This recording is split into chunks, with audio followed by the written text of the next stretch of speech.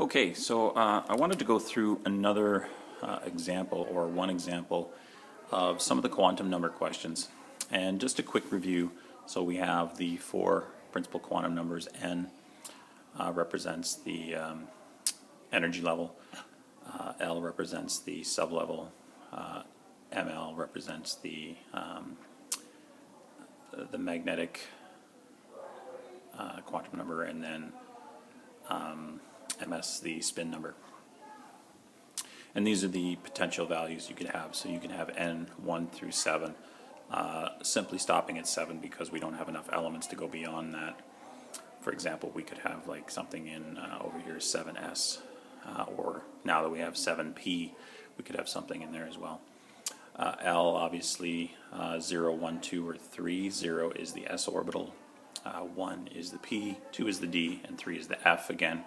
There is no 4 because we don't have anything beyond, or don't need anything beyond the F. ML values are then anywhere from negative L up to positive L. So for example, if L is 1, then your ML values could be potentially negative 1, 0, or positive 1. And then don't forget that you have 2 electrons that can occupy each orbital. And those electrons are going to have opposite spins. We always populate the positive spin first and then the negative spin. So going back to our example of L equals 1, so we would have negative 1, 0, positive 1. That would accommodate 3 electrons.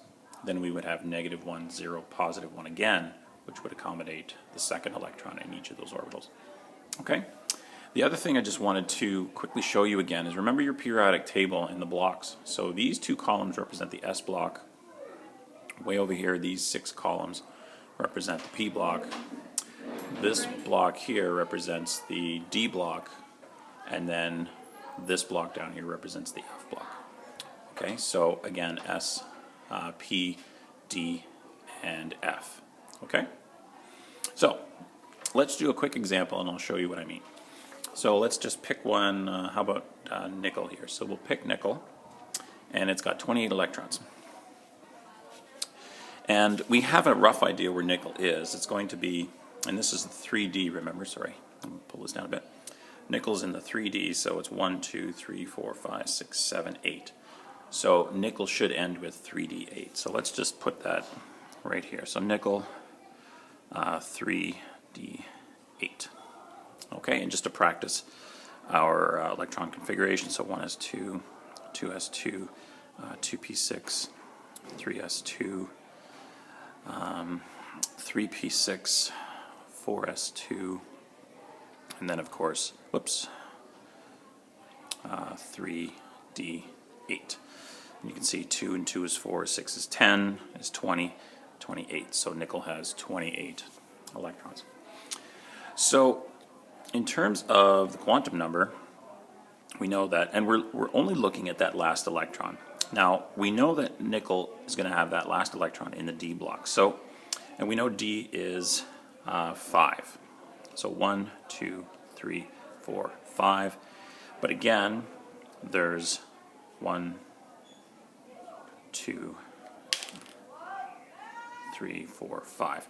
Remember, the D block is 10. Sorry, down here, the D block is 10 electrons wide. Okay? So in terms of populating this, we know that we're going to go 1 electron, 2 electrons, 3 electrons, 4 electrons, 5 electrons.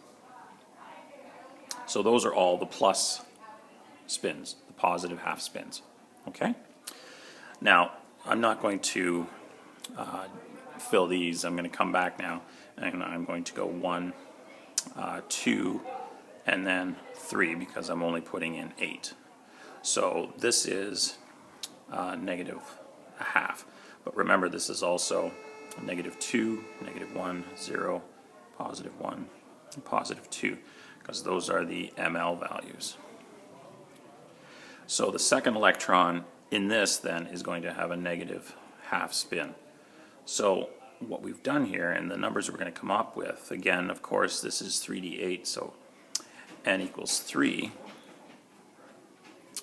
and L equals 2, because this is the D, ML equals 0, and MS equals -1/2. Okay?